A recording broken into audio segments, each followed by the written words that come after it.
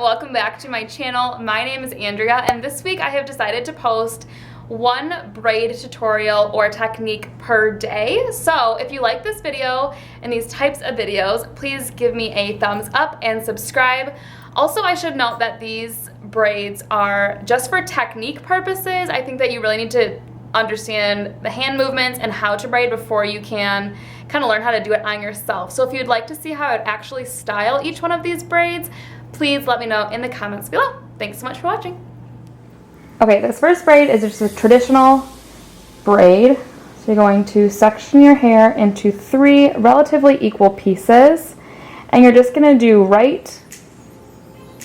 take the right section and put it over the middle, and then take the left section and twist it over to be in the middle. And you just keep repeating. So right into the middle, left into the middle, right into the middle, left into middle, all the way down.